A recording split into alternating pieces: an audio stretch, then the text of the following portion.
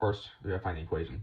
The equation we're using today, x squared plus 7x plus 12 all over x squared minus 9. So find the x-intercept. So on top, we got x squared plus 7x plus 12. So find x-intercept. So to factor this out, you need to find the two numbers that will multiply to equal 12 and add or subtract to equal 7. Those two numbers are going to be 3 and 4. So it's going to equal x plus 3, x plus 4. Down here at the whole, I'm just going to do this a while because it's going to factor that out as well. To get the whole, you're going to have to find something, you have to find a factor that's on top and a factor that's on bottom. So to do the bottom, to factor that out, it's going to be x plus 3 and x minus 3, and x plus 3 is up here as well. So you're going to cross out both x plus 3 and x plus 3, leaving x plus 4 the only factor on top. And to turn them to 0, you're going to turn that into x equals negative 4.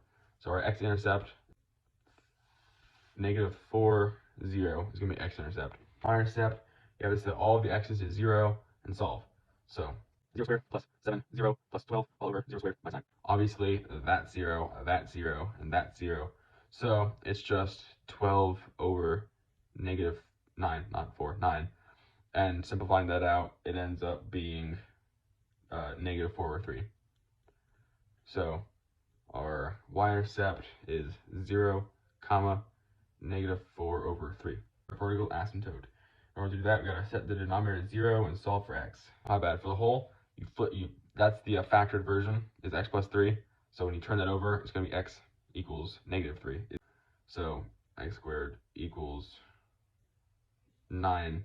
The factor that out is x equals 3. So our vertical asymptote is going to be x equals 3. So for the behavior of the vertical asymptote, you're just going to plug the numbers into the equation, one up, like one above, one below. So we're going to put in 4.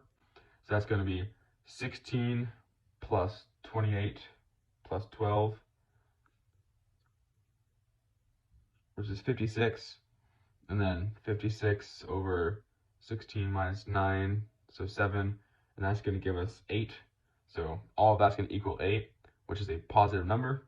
So it's going to be limit f of x equals negative infinity while x is approaching the vertical asymptote, which is 3, from the negative side, which is the exact opposite of what I just did, because I did that backwards, but you get what I mean.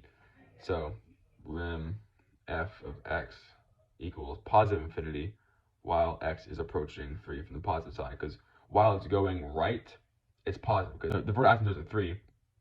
So 4, 1 to the right of that, ends up equaling 8, which is above. So it's a positive on the right side and then negative on the left side.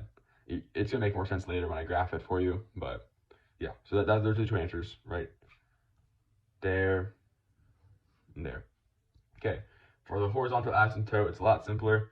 So if the greatest degrees are equal, which they are, x squared and x squared, then you divide them. So it's just x squared over x squared, because there's no number in front of it, so they're both equal to 1. That's just 1 divided by 1, so it's just 1.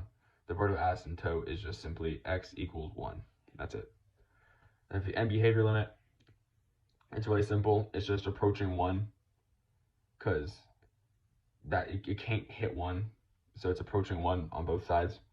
So it's just lim f of x equals, so while it's approaching 1, it's going positive infinity, and then it's the exact same thing for negative infinity, x goes to negative infinity. So putting this all together, going to the back, make sure I have this all even.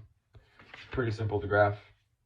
So in the vertical asymptote at 3, so I'm just going to do that to demonstrate. At 3, we have our horizontal asymptote at 1. And then we have the whole at negative 3. So right there is our whole. So it basically can't hit any of those. So, and since it's approaching negative infinity, so negative infinity on the left side. So it's going to be negative on the left side, and the right side is going to be positive. So to graph that, it's going to look something like this.